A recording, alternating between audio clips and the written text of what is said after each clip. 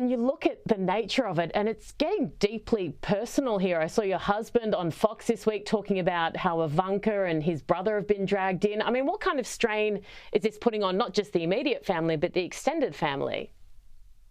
I mean, I hate to say you ever get used to treatment like this and being targeted and kind of having the focus on you unfairly, and especially in a situation like this, completely ridiculously unfairly.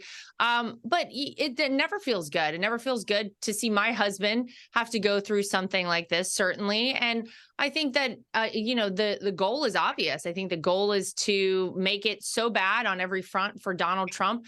They've obviously targeted him directly, and they're threatening his freedom here in America. But now they're going after his company, a company that he spent his entire life building. And I believe on the other end of this, not only will you see Donald Trump as the next president of the United States, but every single one of these cases he will be exonerated in, and people will see how utterly stupid they all were.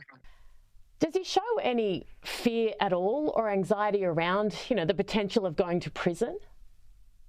Not at all. He always has a great air about him. He always has a great, outlook on everything. And I think it really does speak to the fact that, Aaron, much like we knew with the Russia collusion hoax, that was nonsense, that was totally made up. We never colluded with Russia, of course, to win the 2016 election. We just said, well, we know the truth here. We know that we didn't do anything wrong.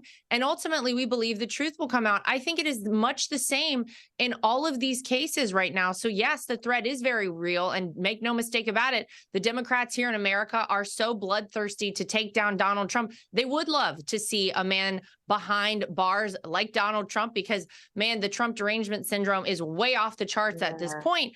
But no, he really never seems stressed about it. It never seems to bother him. And I ultimately believe it's because he, like we all have always known, he knows the truth, Moving on now, and Xi Jinping is in the United States at the moment, which is a very big deal. And I think dialogue of any form is a positive thing. Communication is always better than none.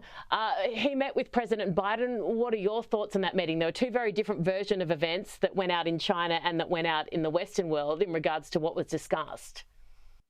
Well, it was interesting to see the red carpet really rolled out for President Xi. And instead of pressing him on the origins of COVID-19, like we still really have never seen Joe Biden do to President Xi, we didn't hear anything about that. Of course, you have China constantly threatening to invade Taiwan. Doesn't seem like we really are paying very much attention to that here with Joe Biden at the helm. And I do think communication is good, but I think when you have a weak leader like Joe Biden and you put him right smack in front of someone like President Xi, an operator like that guy, I don't know that it spells anything good. It seems like it spells more of disaster. We have exuded weakness on the world stage with this president. We saw it with the exit from Afghanistan. We've seen it now with, so many different situations. You certainly wouldn't have the situation between Russia and Ukraine. You certainly wouldn't have the situation in the Middle East if not for a weak president and his bad decision making. And so now face to face with somebody like Xi Jinping,